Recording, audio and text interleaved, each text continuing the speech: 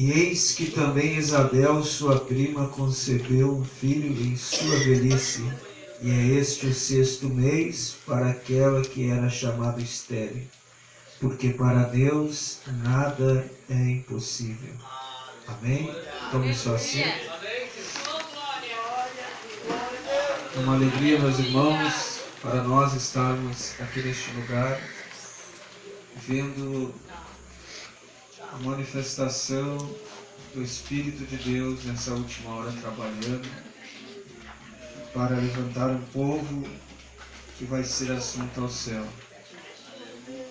Pelos irmãos, pelos enfermos. Aleluia. A Bíblia Sagrada, qual nós fizemos leitura, e os irmãos iam lendo aqui no Evangelho que escreveu Lucas, ela vai nos apresentar um Deus de coisas impossíveis. Ela vai nos apresentar um Deus que é especialista em resolver aquilo que para o homem não se pode resolver. A Bíblia Sagrada, desde o Gênesis ao Apocalipse, vai nos apresentar um Deus que, quando o ser humano chega no seu limite, é onde ele entra com o seu poder e vem agir e vem operar. Nós vemos no Antigo Testamento, quando Deus vai tirar Israel de dentro do Egito, Deus começa a manifestar a sua glória por meio de um varão chamado Moisés.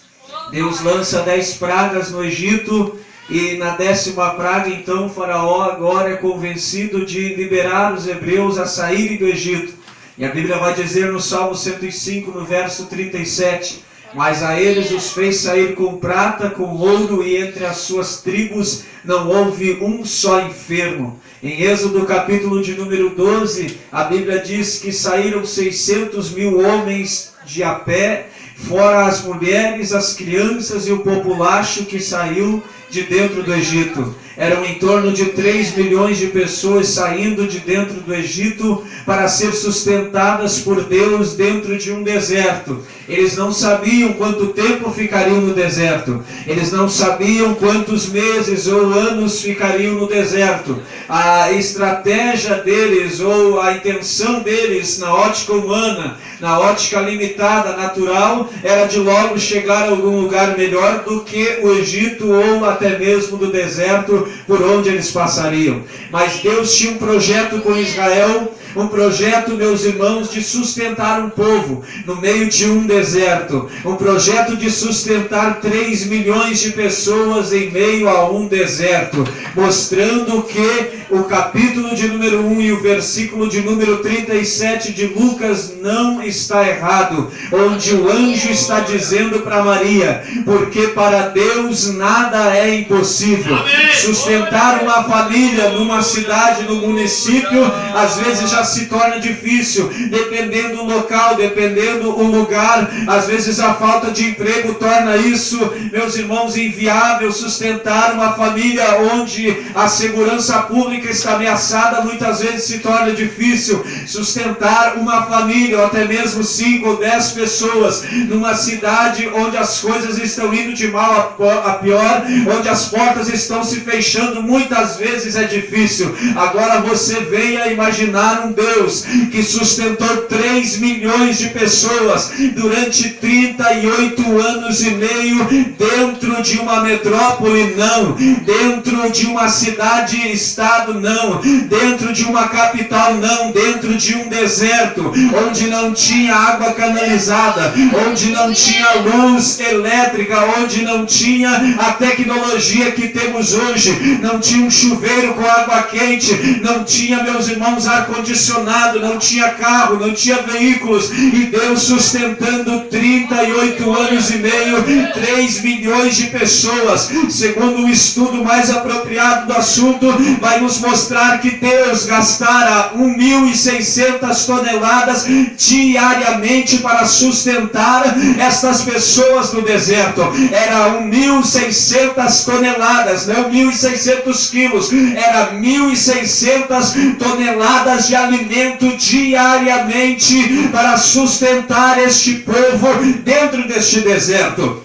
A Bíblia vai nos mostrar, meus irmãos, que Deus nunca ficou, aleluia, desprovido de nada. A Bíblia vai nos mostrar que o mercado de Deus nunca faliu. A Bíblia vai nos mostrar que o sustentar de Deus, mesmo no deserto, nunca, meus irmãos, foi envergonhado. Quando eles reclamavam ou murmuravam, Deus fazia algo tão extraordinário que eles comiam. A Bíblia diz que até de sobra. A Bíblia vai nos mostrar, meus irmãos, que então Deus começa a sustentar este povo no meio deste deserto. E mais, uma coluna de fogo durante a noite guiando o povo, e uma nuvem, meus irmãos, durante o dia nos olhos, dentro da ótica do homem, vendo estes sinais maravilhosos dioturnamente. Deus vai manifestar a sua glória enviando o maná do céu, enviando as codornizes, enviando a água que saiu da rocha de Meribá.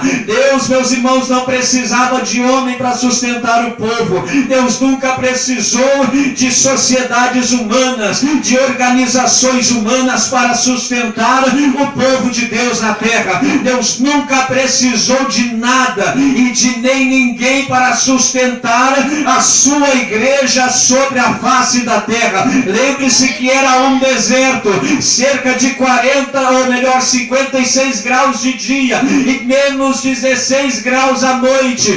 Era um lugar totalmente inviável para se morar. Era um lugar totalmente, meus irmãos, ao contrário de se fazer uma moradia.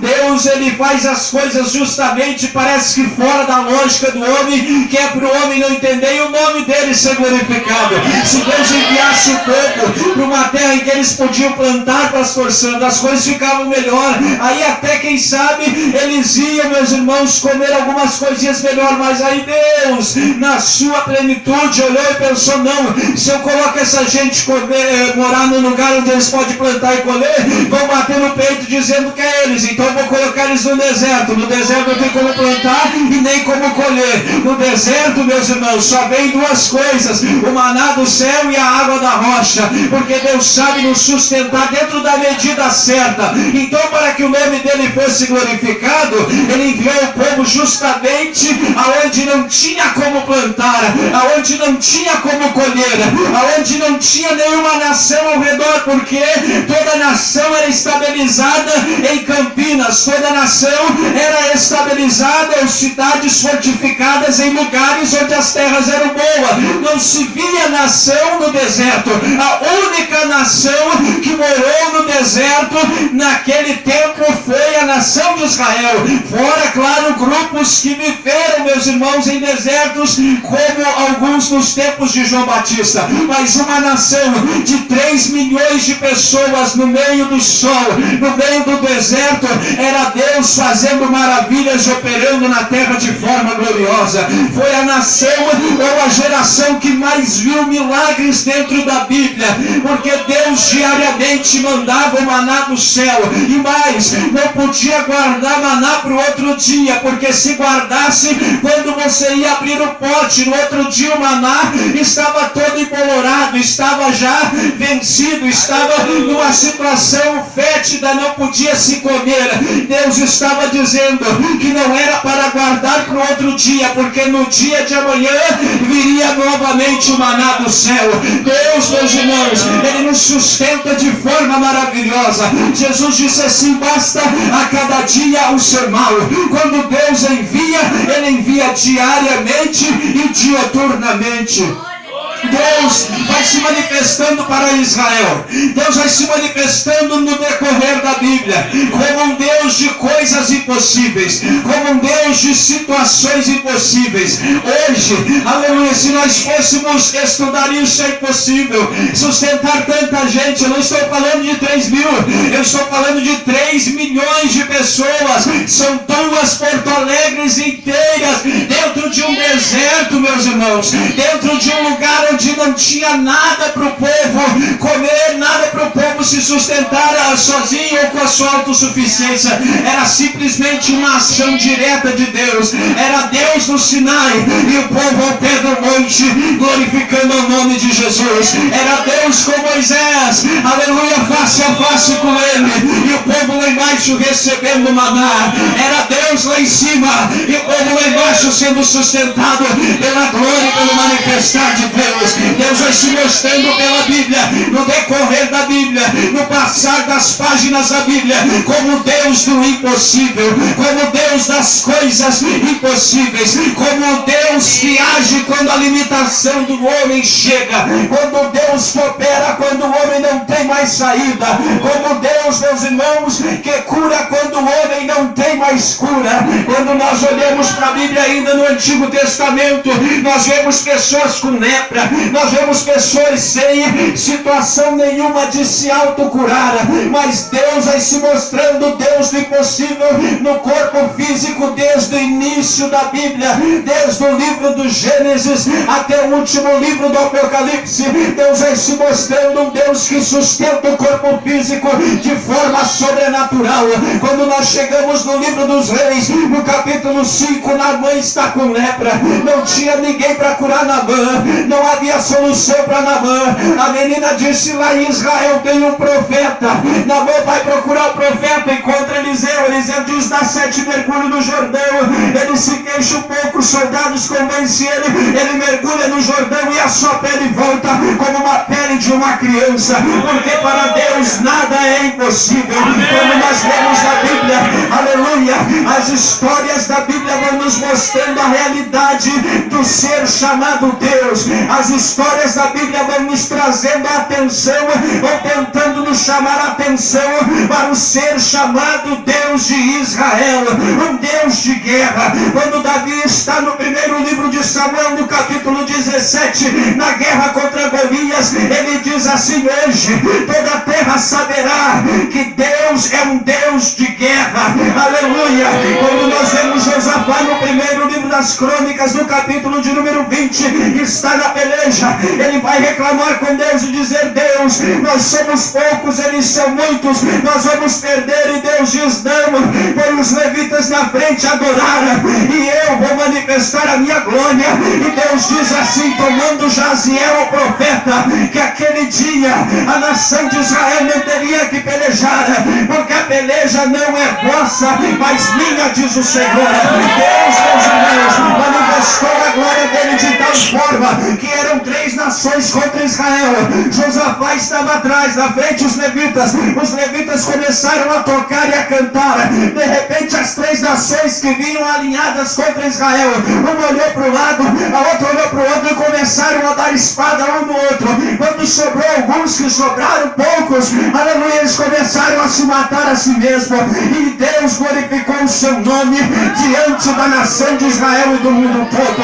Quando nós lemos na Bíblia que Jesus vai entrar, aleluia, na cidade de Naim, como a irmã cantou aqui, ele vinha com uma multidão, e do outro lado da multidão, junto com a viúva, aquela mulher tinha perdido seu esposo, agora estava sendo, então, sepultando seu filho. Quando ele entra naquela cidade, na porta da cidade, todo chorando, e ele chega, toca na esquina e manda o menino levantar. O menino levanta, e o povo glorifica a Deus, dizendo: aleluia, Deus levantou um profeta na terra, porque Deus é Deus de coisas impossíveis. Deus, meus irmãos, ele gosta de manifestar o impossível na vida do homem, para que o homem entenda que a glória é dele, que o louvor é dele, que a honra é dele, que é tudo para ele, e por ele são todas as coisas. Deus gosta de manifestar o seu agir quando o agir do homem é limitado.